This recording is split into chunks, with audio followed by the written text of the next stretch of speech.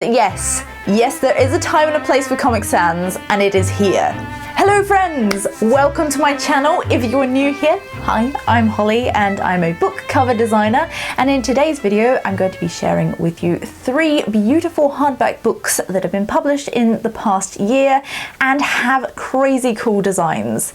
So without further ado, here is the first one, which I have talked about on here already because this was one of my favourite books of last year.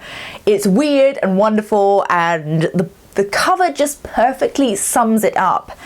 I think this is a photograph here on the cover that has been manipulated, and yeah, you've got this kind of chalky, ethereal stuff that's happening, and then this gorgeous gold dust, and all that ties in with the book and how just weird and existential and surreal it is. So if you like fantasy, but you also like maybe literary fiction, this is kind of fantasy with a sort of surrealist twist, which is amazing.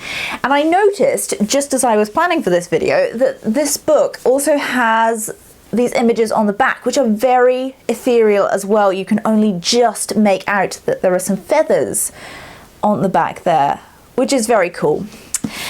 This design is by Michaela Alcano, and she works with HarperCollins, and because this is a Harper Voyager book, and the jacket photography is by Josephine Cardin. And let's just see, the spine looks like this. Lovely shiny gold foil. So I heard about this book through BookTube, but if I'd seen this in a bookshop, I definitely would have picked it up and wanted to know more because it is so beautiful and really appeals to me. So the next one is Unsheltered by Barbara Kingsolver, another recent release, and this doesn't really look all that different or innovative. It's beautiful, no doubt, and you know, it's got that mystery to it with these open doors, and it's got this lovely spot UV on the cover and some embossing, but then we do this.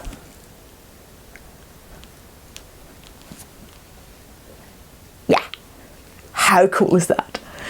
I mean, I don't think I've ever seen this much detail put into, you know, the edges of a book. I've done a whole video in the past talking about sprayed edges and designs put on edges of books, but this is probably the most elaborate one I've ever seen. Certainly that has been printed mass market and not done as a, you know, hand painted thing. So it's the same design as you see, the wallpaper design on the spine and cover, and then it just goes all the way around. I mean, that is extraordinary to me. And on the top we've got this sort of pale salmon pink, and also on the bottom. And likewise, take the jacket off. The book looks like this. It's got gold on there. Lovely design. And I'll show you the end papers as well, because they have that gorgeous decayed look as well, the peeling wallpaper. And likewise on here we have that kind of water damage design, effect at the top, which comes through from the cover as well. And I just think that's brilliant. You know, such an amazing way to make what is a fairly conventional cover. You know, it's not too out of the box. You know, it's lovely, but you know, this takes it to the next level. So the design is by Amy Smithson. The cover image is by Axel Killian, and the end paper photography is by Russell Watkins. So good job to all of those people. Alrighty, then finally, is Comic Sans ever appropriate to be used in print? This is the question, and I am going to strongly argue that yes, there is a time and a place for Comic Sans, and it is here. Look at this. Oh my goodness, this cover.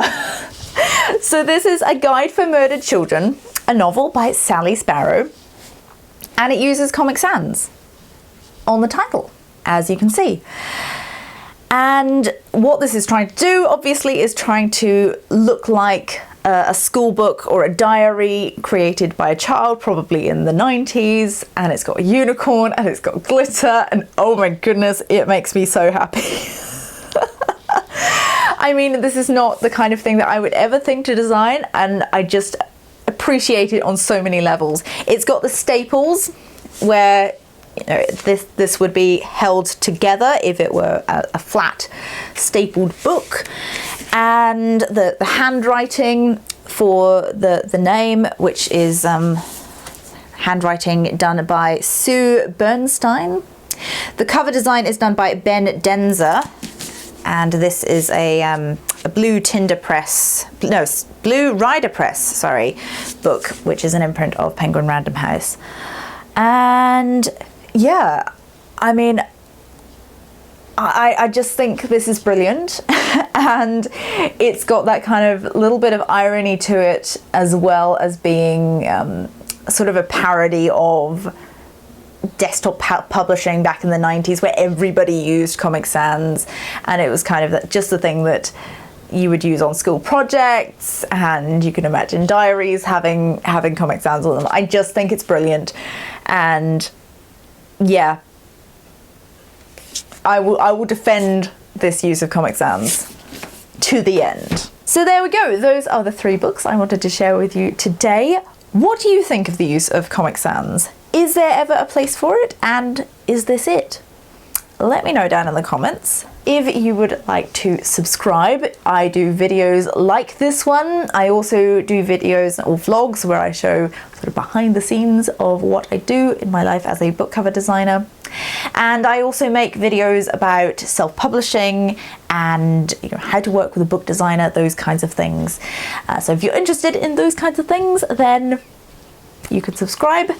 Let me know what your thoughts are on these books down in the comments, and I will see you in the next one. Bye!